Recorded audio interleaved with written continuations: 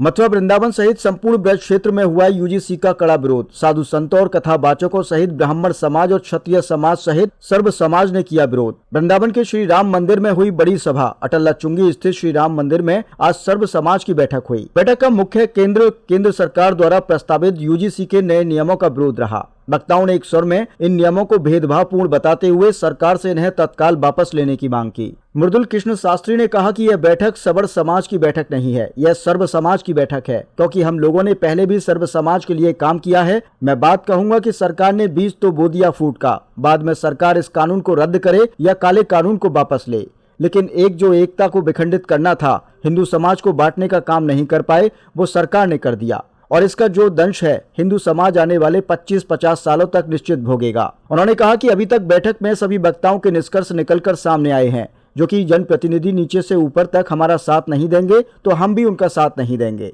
हम किसी पार्टी के बंधुआ गुलाम मजदूर नहीं हैं, हम कुत्ते नहीं हैं। जो कहा जाता है कि कुत्ता भी खड़ा हो जाएगा, उसको भी वोट दे दिया जाएगा, नहीं दिया जाएगा। जो हमारा नहीं है हम उसके नहीं हैं। मथुरा भाजपा की पूर्व जिलाध्यक्ष मधु शर्मा ने कहा कि आज वृंदावन सर्व समाज की बैठक श्री राम मंदिर में आयोजित की गई, जिसका उद्देश्य यह है कि यूजीसी का कानून आया है, उस पर सुप्रीम कोर्ट द्वारा अभी रोक लगाई गई है। उसमें कहीं न कहीं कुछ कमियां हैं, कुछ भ्रांतियां हैं, जिनमें सुधार होना चाहिए और उनमें कहीं न कहीं ऐसा प्रतीत हो रहा है जो सवर्ण समाज का बच्चा है, अगर वो पीड़ित होता है तो अपनी शिकायत लेकर किसके पास जाएगा। इसके लिए कोई प्रावधान नजर नहीं आता। ऐसा प्रावधान होना चाहिए और इस बैठक में जो मैंने सुना है उससे मुझे यही लगता है कि जातियों को बांटने का काम नहीं होने देना चाहिए, क्योंकि छात्र जीवन में छात्र पढ़ने के लिए जाते हैं, देश को नई ऊंचाइयों पर ले जाने का काम करते हैं, तो वहां पर इस तरीके की बातों में न पड़ के अपने छात्र जीवन को देश हित के लिए समर्पित करते हुए आगे बढ़ना चाहिए। तो ऐसे जब नियम कानून आएंगे तो उसमें कहीं न कहीं छात्र जीवन प्रभावित होगा। आज वृंदावन में सर्व समाज की बैठक श्री राम मंदिर में आयोजित की गई है, जिसका उद्देश्य यह है कि जो यूजीसी का कानून आया है, जिस पे सुप्रीम कोर्ट ने अभी रोक लगाई है, उसमें कहीं ना कहीं कुछ कमियां हैं, कुछ भ्रांतियां हैं, जिनमें सुधार होना चाहिए। और उसमें जो कहीं ना कहीं एक ऐसा प्रतीत हो रहा है कि सवर्ण समाज का बच्चा अगर पीड़ित होता है तो वो किसके पास अपनी शिकायत कहने जाएगा, इसके लिए कोई प्रावधान नज़र नहीं आता, तो उसमें वो प्रावधान आना चाहिए। और मुझे लगता है कि जैसा यहाँ पे सबकी बातें सुनी, उसके बाद मुझे विचार मन में आता है कि जातियों को बांटने का काम नहीं होना चाहिए, क्योंकि कहीं ना कहीं छात्र जीवन में छात्र पढ़ने के लिए जाते हैं, देश को ऊंचाइयों पर ले जाने के लिए जाते हैं, तो वहाँ पे इस तरीके की बातों में ना पड़ के अपने छात्र जीवन को देश के लिए समर्पित करते हुए आगे बढ़ना चाहिए। तो ऐसे जो नियम कानून आएंगे तो उससे कहीं ना कहीं भ्रांतियाँ हैं उसमें, और कहीं ना कहीं हमारा छात्र प्रभावित होगा, ऐसा मुझे लगता है। आप पूर्व जिलाध्यक्ष रह चुके हैं, क्या कहेंगे आगे इस कानून से क्या भाजपा को नुकसान होगा? देखिए, मैं पार्टी की पदाधिकारी रही हूँ, पूर्व में जिलाध्यक्ष रही हूँ, लेकिन अंदर जो समाज बैठा हुआ है, पूरा संत समाज, सर्व समाज वही है जिसने मथुरा में भाजपा का परचम लहराने के लिए जी जान एक की है। तो आज वो लोग यहाँ बैठ के विचार कर रहे हैं, तो कहीं ना कहीं कोई ना कोई क्वेश्चन मार्क है।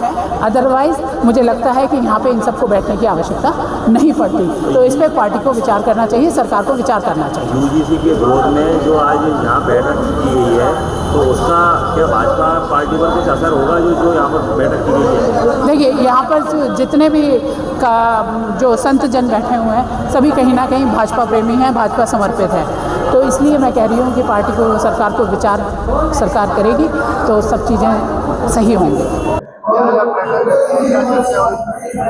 बैठक बहुत अच्छी हुई।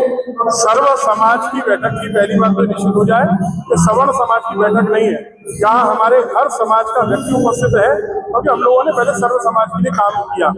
मैं एक बात कहूंगा कि अभी तक ये निकल कर आया कि सरकार ने बीज तो बो दिया फूट का, बाद में सुप्रीम कोर्ट स्टे करे या कानून को रद्द करे कि सरकार वापस ले, लेकिन जो एकता को विखंडित करना था, हिंदू समाज को बांटने का कार्य जो मिशनरी नहीं कर पाए, वो सरकार ने कर दिया। और इसका जो दंश है ना, आगे आने वाले 25-50 साल तक हिंदू समाज निश्चित रूप से भोगेगा। अभी लोग कह रहे हैं कि सुप्रीम कोर्ट ने स्टे दे दिया, अब क्या आवश्यकता है बैठक की? अरे अब तो ज्यादा आवश्यकता है, सरकार पर दबाव बनाना है। सुप्रीम कोर्ट का स्वागत किया गया, विष्णु शंकर जैन जी अधिवक्ता जिन्होंने लड़ाई लड़ी, उनका स्वागत किया गया, उनके लिए धन्यवाद कहा गया, और सरकार पर दबाव बनाना है। अभी तक मीटिंग में वक्ताओं के जो निष्कर्ष निकल कर आए हैं वो ये है कि जो भी जनप्रतिनिधि नीचे से ऊपर तक हमारा साथ नहीं देंगे, हम उनका साथ नहीं देंगे। हम किसी पार्टी के बंधु और मजदूर और गुलाम नहीं हैं, हम कुत्ते नहीं है जो कहा जाता है कि कुत्ता भी खड़ा होगा तो वोट दिया जाएगा, नहीं दिया जाएगा। जो हमारा नहीं है हम उसके नहीं हैं, जो अच्छे व्यक्ति को खड़ा नहीं करेंगे। अगर समाज में कोई भी अच्छा व्यक्ति, हम नोटा पर बटन नहीं दबाएंगे अगर काला कानून वापस नहीं दिया गया। हम लोग समाज में जो भी हिंदुत्व की एकता करने वाला, बात करने वाला जो भी व्यक्ति खड़ा होगा हम उसको सपोर्ट करेंगे, और अगर जिताना जानते हैं तो हराने का काम भी हम लोग करेंगे। एक साथ आया यहाँ पर बैठक में, क्या देखिए ये एक सर्व समाज की बैठक है। दरअसल बात यह है यूजीसी जो काला कानून आया है आखिर उसकी आवश्यकता क्यों पड़ी। हर विश्वविद्यालय में, हर महाविद्यालय में एक अनुशासन समिति पहले से ऑलरेडी होती है, तो आखिर इसकी आवश्यकता क्यों पड़ी? हमको जाति और धर्म में क्यों बांटा जा रहा है? इसकी आवश्यकता होने की जरूरत नहीं है। जब अनुशासन समिति होती है, किसी भी छात्र को कोई अगर पीड़ा है तो वहां वो अपनी शिकायत दर्ज करा सकता है, चाहे वो सवर्ण जाति का हो, चाहे वो पिछड़ी जाति का हो, चाहे वो दलित जाति का हो। तो ये कानून लाने के लिए हमारे धर्म को, हमारे समाज को बांटने की एक योजनाबद्ध तरीके से ये पूरी प्लानिंग चल रही है, जिसका कि हम पुरजोर विरोध कर रहे हैं। आज यहाँ जो बैठक हो रही है वो सवर्ण समाज की नहीं हो रही है, वो ये सर्व समाज की हो रही है, और मैं इस काले कानून की निंदा करता हूँ। हमारे सुप्रीम कोर्ट माननीय उच्चतम न्यायालय ने जो स्टे दिया है वो स्टे अल्पकालिक है। 19 मार्च को जो सुनवाई होगी उसमें आगे देखते हैं क्या होगा, लेकिन ये आंदोलन बरकरार चलता रहेगा और कानून व सरकार को ये काला कानून वापस लेना पड़ेगा, क्योंकि हम सरकार बना सकते हैं तो सरकार बिगाड़ भी सकते हैं। मेरा उन सभी महान विद्वान अधिवक्ताओं से, महान विद्वान जो कमेटी के सदस्य हैं, उनसे पुनर्अनुरोध है कि आखिर इस चीज में पुनर्विचार करें और इसमें संशोधन करें कि झूठी शिकायत करने वाले को, झूठी जांच करने वाले को, झूठी कार्रवाई करने वाले को भी उचित से उचित कठोरतम दंड देना ये प्रायोजित करें, तभी हम इस कानून को कहीं तक लागू कर पाएंगे। धन्यवाद। राधे राधे।